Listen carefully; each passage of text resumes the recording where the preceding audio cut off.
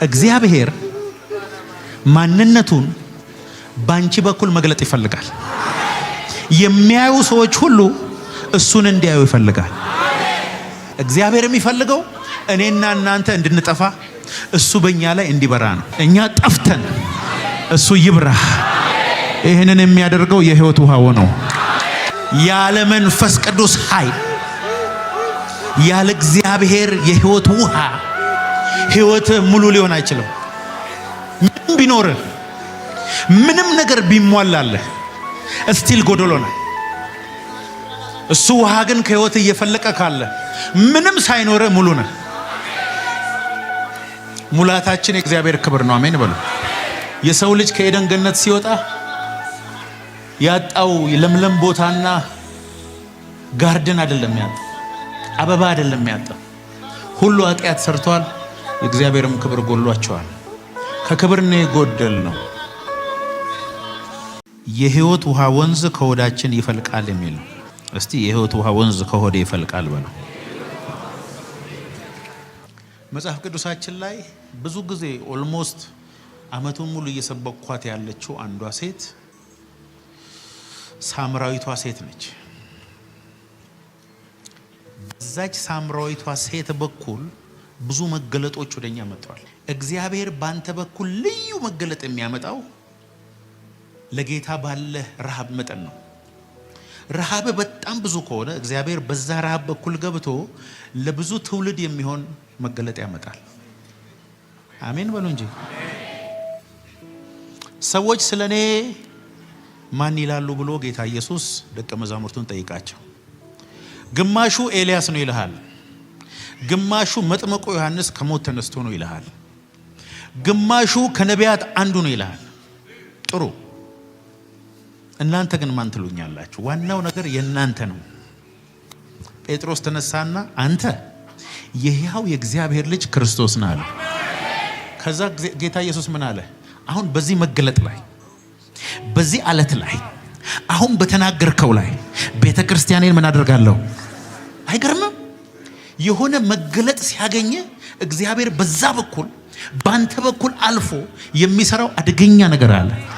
ዛሬ የሆነ ሰው አለ፣ አዲስ ነገር ለኢትዮጵያም ለዓለምን አዲስ ነገር በሱ በኩል እግዚአብሔር ወደዚህ ምድር የሚያመጣው አንድ ሰው አለ። ካመንክ ጮህና አሜን በል።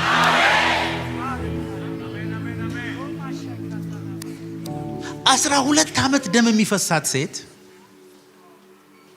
ከሷ በፊት የኢየሱስን ልብስ ነክቶ የተፈወሰ ሰው የለም።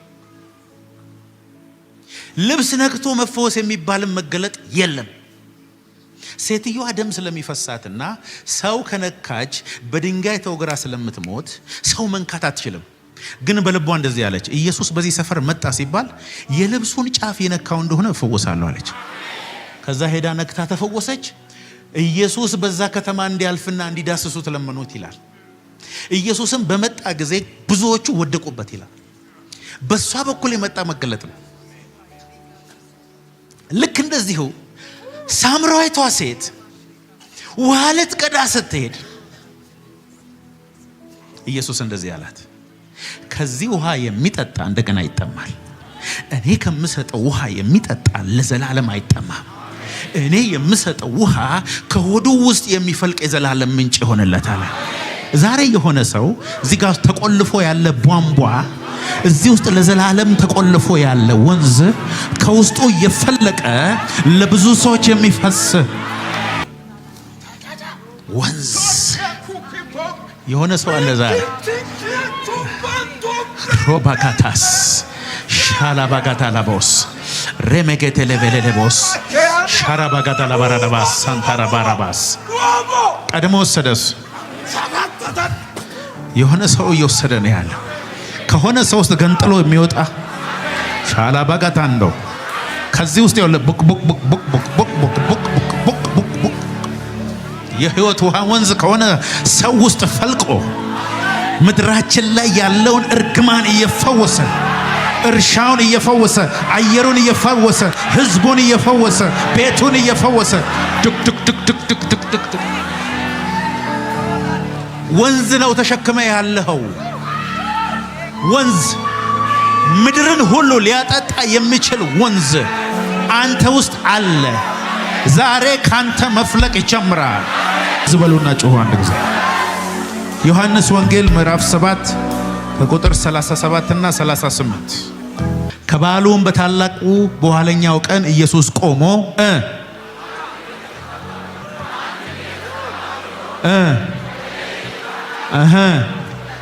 ይጠጣ። እሺ ቀጥል። በእኔ የሚያምን መጽሐፍ እንዳለ የሕይወት ውሃ ወንዝ ከሆዱ ይፈልቃል ብሎ ጮኸ።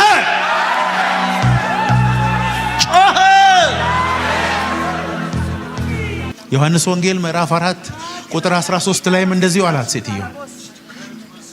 ለመጀመሪያ ጊዜ ከሰው ውስጥ የሕይወት ውሃ ወንዝ እንደሚፈልቅ ጌታ ኢየሱስ የተናገረው ለሳምራዊቷ ሴት ነው። ሐዋርያት አብሮት ነበሩ፣ አልነገራቸው። ፈሪሳውያን ነበሩ፣ አልነገራቸው።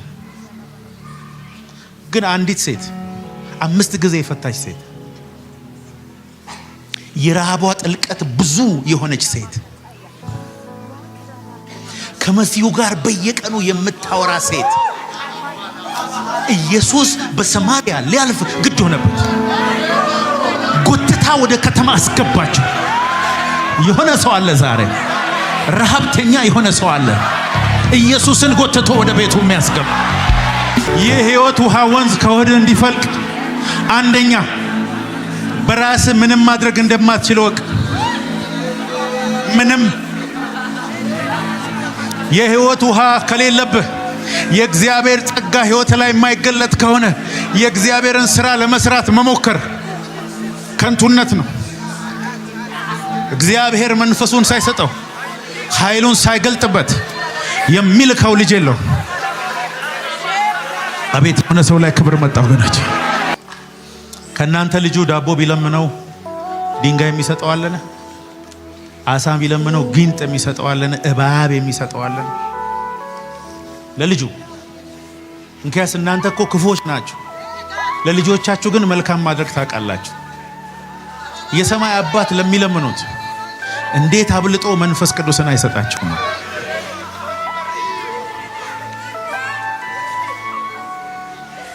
ስለዚህ የሕይወት ውሃ ሲናገር ወደፊት ሊቀበሉት ስላለ ስለ መንፈስ ቅዱስ ተናገረ ይላል። ስጋችሁ የእግዚአብሔር ቤተ መቅደስ እንደሆነ አታውቁምን? የእግዚአብሔር መንፈስ እንደሚኖርባችሁ አታውቁምን ይላል። እኔ የእግዚአብሔር መቅደስ ነኝ። እስቲ በሉ ከጎናችሁ ላለው እኔ የእግዚአብሔር መቅደስ ነኝ፣ ከኔ የሕይወት ውሃ ወንዝ ይፈልቃል። ያለ መንፈስ ቅዱስ ኃይል፣ ያለ እግዚአብሔር የሕይወት ውሃ ሕይወት ሙሉ ሊሆን አይችልም። ምንም ቢኖርህ፣ ምንም ነገር ቢሟላለህ እስቲል ጎደሎ ነው። እሱ ውሃ ግን ከሕይወት እየፈለቀ ካለ ምንም ሳይኖርህ ሙሉ ነህ። ሙላታችን የእግዚአብሔር ክብር ነው። አሜን በሉ።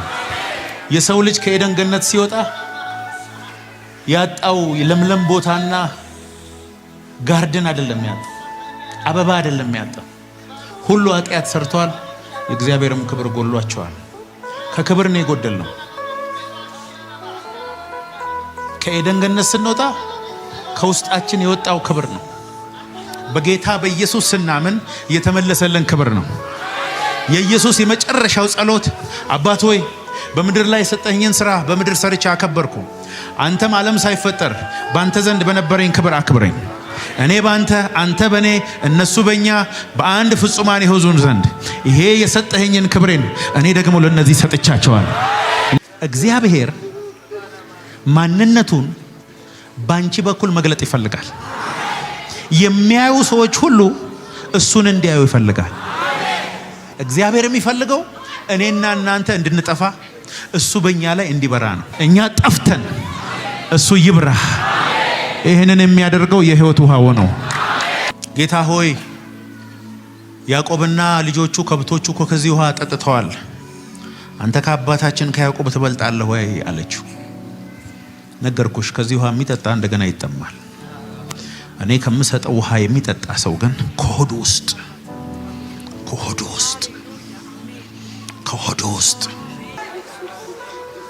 ለዚህ ነው ጌታ ኢየሱስ እኔ ብሄድ ይሻላችኋል። ጌታ ሆይ ያንተ መኖር ይሻለኛል እንጂ አይ እኔ በአካል ከናንተ ጋር ከመሆነው የበለጠ እሱ መጥቶ በእናንተው ሲኖር ይሻላችኋል አለ። ጌታ ሆይ አንተ ስትኖር በሽታችንን ትፈውሳለህ፣ ረሃባችንን ታጠግባለህ፣ ልጆቻችን ሲሞቱ ከሞት ታስነሳለህ፣ ለምጻምነትን ታነጻለህ፣ ከኛ ጋር ሁን ሲሉት እንደዛ ከሆነ እኔ የማደርገውን ብቻ እያያችሁ ልትኖሩ ነው። እኔ ከሄድኩ ግን እሱ በእናንተ ላይ ይመጣል። እኔ የማደርገውን ታደርጋላችሁ። እንዲያውም ያላደረኩት ብዙ አለ ጨምራችሁ ታደርጋላችሁ። ኢየሱስን ከሙታን ያስነሳው መንፈስ ቅዱስ ነው። አይገርም? ኢየሱስን ከሙታን ያስነሳው የእግዚአብሔር መንፈስ በእናንተ ውስጥ ቢኖር በእናንተ ውስጥ በሚኖረው በመንፈሱ ለሚሞተው ሰውነታችሁ ሕይወትን ይሰጣል ይላል ሮሜ 8:11 ላይ። አይገርም? ኢየሱስ የተረገዘው በድንግል ማርያም በመንፈስ ቅዱስ፣ የተወለደው በመንፈስ ቅዱስ፣ አገልግሎት የጀመረው በመንፈስ ቅዱስ ተሞልቶ ነው። ለዚህ ነው ሐዋርያው ጴጥሮስ ቆርኔሌዎስ ቤት ሄዶ እንደዚህ ያለው ሐዋርያ ሥራ ምዕራፍ 10 ላይ እግዚአብሔር የናዝሬቱ ኢየሱስን በመንፈስ ቅዱስና በኃይል ቀባው። አቤት አቤት አቤት አቤት! ከዛ በኋላ እሱ መልካም እያደረገ በአጋንንት የታሰሩትን እየፈታ በምድር ሁሉ ላይ ዞረ። እግዚአብሔርም ከሱ ጋር ነበረ። እግዚአብሔር እኔን ከረዳኝ ነገሮች አንደኛው ዋናው ነገር እሱን እንድራብ ረሃብ እኔ ውስጥ ስለከተተ ነው። በጣም ነው የማመሰግነው። በእውነት የፈለገ ሰው ተነስቶ እግዚአብሔርን መራብ ፈለኩ ብሎ መራብ አይችልም። መራብን ራሱ የሚሰጥ እግዚአብሔር ነው። ረሃብህ በጣም እየጠናብህ ከሆነ እርግጠኛ ሆኜ እነግርሃለሁ፣ ቀጥሎ በዚህ ምድር ላይ ክብር ገላጭ ራስህ ነው። እንባ ዝም ብሎ የሚፈስ ሆድህን ባርባር የሚለው ሳትነካኝ አልወጣም የሚያስብለ እንደዛ አይነት መገኘት ውስጥ ካለ እነግርሃለሁ ዛሬ የእግዚአብሔር ክብር ባንተ በኩል ይገለጥ። ክርስትና የዛሬ 2000 ዓመት ጌታ ኢየሱስ እስራኤል የሚባል ሀገር በመስቀል ላይ ሞቶ ታሪኩን እየተናገርን አንድ ቀን ከሞትን በኋላ በዙፋን ላይ የተቀመጠውን እግዚአብሔር ማምለክ አይደለም። ክርስትና የሚጀምረው ኢየሱስ ጌታ እንደሆነ በመስቀል ላይ እንደሞተ በልብ አምነ ከሱ በመወለድ ነው። ከዛን ሰከንድ ጀምሮ እሱ ባንተ ውስጥ ይኖራል። እዚህ ምድር ላይ በኖርክበት ኑሮ ሁሉ በኑሮህ በነገረ ሁሉ እሱን እየገለጥክ መኖር ማለት ነው ክርስትና። ሰዎች አንተን አይተው አንተን ጨብጠው ድምፅህን ሰምተው ሰማያዊ ኢንካውንተር የማያገኙ ከሆነ ህይወት ልክ አይደለም ማለት ነው። ሰዎች አንተን ካገኙ በኋላ እንደ ድሮ የሚቀጥሉ ከሆነ ችግር አለ ማለት ነው። ሁለት ነገር መሆን አለበት። አንደኛ ለአንዳንዶቹ የሞት ሽታ መሆን አለበት። ሞት ይሸታቸዋል። ለአንዳንዶቹ ደግሞ የህይወት ሽታ መሆን አለበት። ከዛሬ ጀምሮ ከዚህ አዳራሽ ስትወጣ የሆነ ሰው ይሄን ሰውዬ ሳየው የሆነ ነገር ውስጤን የሆነ ነገር ባርኮኛል፣ ይሄ ሰውዬ ከገባ በኋላ ሰላም ማግኘት አልቻልኩም ብሎ አጋንንት እየጮኸ መውጣት አለበት። ይሄ ባንተ ህይወት ላይ በኢየሱስ ስም አሁን ይሆናል። እና ሐዋርያው ጳውሎስ እንደዚህ አለ ቆላስይስ 1:27 ላይ ዓለም ከመፈጠሩ በፊት ተሰውሮ የነበረን ምስጢር ዛሬ ነግራቸዋለሁ አለ። ለሐዋርያት ያልተገለጠ፣ ለሰዎች ያልተገለጠ፣ ከሁሉ ለማንስ ለሌለ ታናሹ የመጨረሻው ሰው የተገለጠ አንድ ምስጢር አለ። ያ ምስጢር ደግሞ የክብር ተስፋ ያለው ክርስቶስ በእናንተ ውስጥ መኖሩ ነው አለ። ከዛሬ ጀምሮ እናንተ ሳትሆኑ ክርስቶስ በሕይወታችሁ ይገለጣል አለ። ከዛ እንደዚህ ያለ ሐዋርያው ጳውሎስ እኔ ሕያውኝ አልኖርም፣ ክርስቶስ ግን በእኔ ይኖራል። አሁን የምኖረው ኑሮ በሥጋ የምኖረው ኑሮ በእግዚአብሔር ልጅ ላይ ባለኝ እምነት የምኖረው ኑሮ ነው አለ። ከዛሬ ጀምሮ አንተ ትሰቀላለህ፣ ክርስቶስ በአንተ በኩል ምድር ላይ ይገለጣል። ጌታ ኢየሱስ ሊመጣ የመጨረሻው መለከት ሊነፋ ሰከንዶች ቀርተውናል። ስለዚህ ወንድሜ እነግርሃለሁ እዛና እዚህ ውስጥ እየረገጥክ ጊዜን ከምታጠፋ ዛሬ እሳቱ ይመጣብሃል። ዓለም ላይ ታላቅ ነገር ትገልጣል። ግድ የላችሁም ጌታ ተናግሮኝ መጥቻለሁ። ቁጭ የምትልበት ዘመን አብቅቷል። ካመናችሁ ከጎናችሁ ላለው ሰው ቻው በሉት።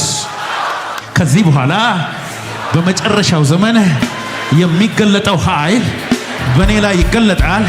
ሰሜን፣ ደቡብ፣ ምስራቅ፣ ምዕራብን በወንጌል ኃይል ገለባብጠዋል።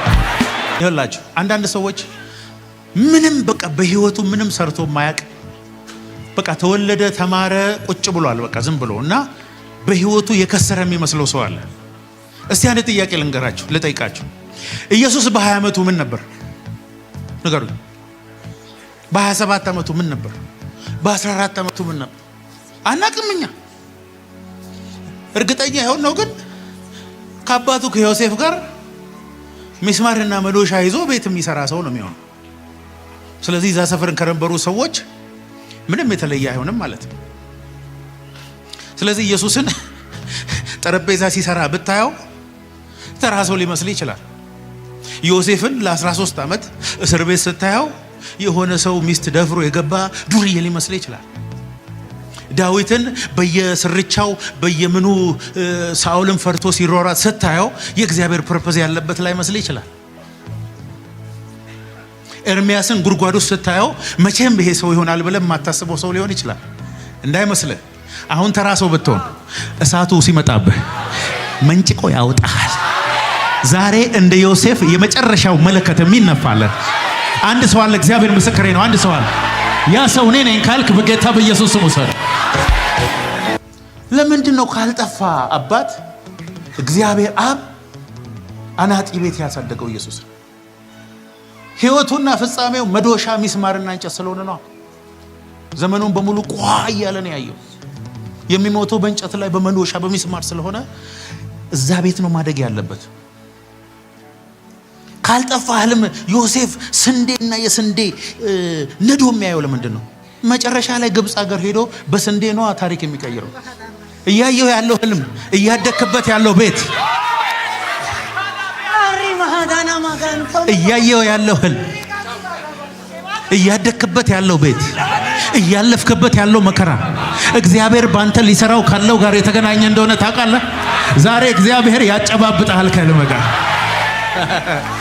ምንድነው እግዚአብሔር ለምንድን ነው እንዲህ አይነት ሰፈር ውስጥ የሚያሳድገኝ? ካልጠፋ ቦታ እግዚአብሔር ለምንድን ነው ከእንደዚህ አይነት ሰዎች ጋር እንድኖር የሚያደርገኝ? ብራዘር ዴስቲኒ ያለው ዛጋ ያለ ህይወት ውሃ ያለ መንፈስ ቅዱስ ኃይል የእግዚአብሔርን ነገር ለመስራት መሞከር ከእግዚአብሔር ጋር መጣላት ብቻ ነው። እግዚአብሔር መንፈሱን ሳይሰጠው ለአገልግሎት የላከው ሰው የለም። ትምህርት ስክሪፕቸር ማወቅ ለአገልጋይነት ብቃት አይደለም። ሐዋርያት ለ3 ዓመት ተኩል ከኢየሱስ አፍ ተምረው መንፈስ ቅዱስን እስክትቀበሉ ከኢየሩሳሌም እንዳትወጡ አንድ ሰው አገልግሎት እንዳይጀምር አንድ ሰው እግሩን እንዳያነሳ ነው ያለው። የፈለከውን ብትማር ከኢየሱስ አፍ ከተማሩ ሰዎች አትበልጥ። ያቺ ሴት ሳምራዊቷ ሴት የሳምራውያንን ከተማ ህዝብ ይዛለት መጣች ለኢየሱስ። እስቲ አንድ ሰው ንገሩኝ፣ በሳምራውያን ከተማ የሚኖር የአንድ ሰው ስም ንገሩኝ ከመጽሐፍ ቅዱስ። የለም፣ ሳምራዊቷ ሴት ብቻ ናት። ሌሎቹ ሁሉ አይታወቁም፣ ምንም ታሪክ የላቸውም። ጌታን ራሱ ያገኙት በሷ ምክንያት፣ ኢየሱስ ራሱ ወደዛ ከተማ የገባው በሷ ምክንያት። ስለ ኢየሱስ መገለጥ አግኝተው ለምነውት ከነሱ ጋር እንዲኖር ያደረገችው እሷ ነች። አንዳንድ ሰዎች ሲራቡላችሁ ለእናንተም ጭምር ነው። አንዳንድ ሰዎች ባይኖሩ አትድኑ፣ በእግዚአብሔር መንፈስ አትሞሉ። እነሱ ስለተራቡና የእግዚአብሔርን ፕሬዘንስ ስለሳቡላችሁ ነው እናንተ ራሳችሁ የምትባረኩት። ሰይጣን ሁሉ ጊዜ እግዚአብሔር ለሚሰራው ስራ ሪፕሌስመንት አለው። ለምሳሌ የነብይ ሪፕሌስመንት ምንድነው? ጠንቋይ ነው አለው። ሰይጣን ሁሉ ነገር አለ። የኮንፌሽን ተቃራኒ ድግምት ነው። ሁሉ ነገር አለው። በመንፈስ የመሞላት ተቃራኒ መስከር ነው። አንዳንድ ሰዎች ሲሰክሩ አይታቸዋል። እንግሊዘኛ ይለቁታል። ይሄን እንግሊዘኛ በህይወቱ አድርጎ የማያውቀውን ነገር ካላደረኩ ነው የሚለው። ካልያዛችሁት ከፎቅ ላይ በራለሁ ይላል። መንፈስ ቅዱስ ሲመጣብም እንደሱ ነው። ምን እንደምትሆን አታውቅም። የፈራኸውን ነገር ሁሉ መጋፈጥ ትጀምራለህ።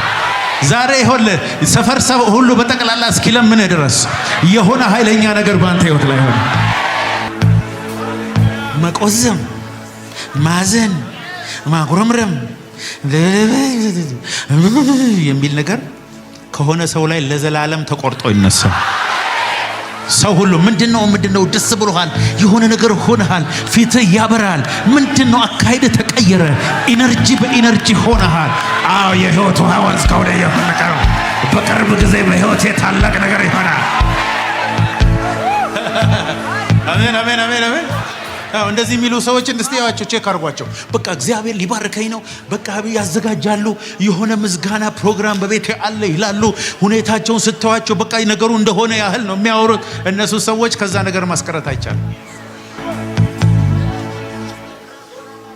ብዙ ሰዎች አሁን ትልቅ ነገር የቀረባቸው ያህል በጌታ ኮንዶሚኒየም ደርሶኝ ነበር። ብራዘር ኮንዶሚኒየም አይደለም ለአንተ ቪላ እዛ ተዘጋጅቶልሃል። እግዚአብሔር ታላቅ ነገር አዘጋጅቶልሃል። የሆነ ነገር እዚህ ጋር ሲዘጋብ እግዚአብሔር እዚህ ጋር ከፍቶልህ ነው። ከለቅሶ በኢየሱስ ስም ዛሬ ውጣ። የህይወት ውሃ ወንዝ ካንተ ውስጥ ይፍለቅ። አሜን በል። ነገ ከዛሬ ይበልጣል በሉት ከጎናቸው። ሰው ከህይወት ሄደ ብላ አትጨነቅ። የሄደው ስለማያስፈልገ ነው። እግዚአብሔር የህይወት ቻፕተር ላይ ጽፎት ቢሆን ኖሮ ያ ሰው ካንተ ህይወት ሊሄድ አይችልም። ብትለምነው እግሩን ይዘህ ብትለምነው ይሄዳል። እግዚአብሔር ካንተ ጋር ያላሰረው ሰው መሄዱ አይቀርም። የሚያስፈልግህ መንፈስ ቅዱስ ነው። እሱ ከመጣ ይሆን ባዳን ዘመድ ያደርግልሃል። የማያውቁ ሰዎች እንዲወዱ ያደርጋል። ስለዚህ ዛሬ የምጸልየው የህይወት ውሃ ወንዝ ከወዳችሁ እንዲፈልቅ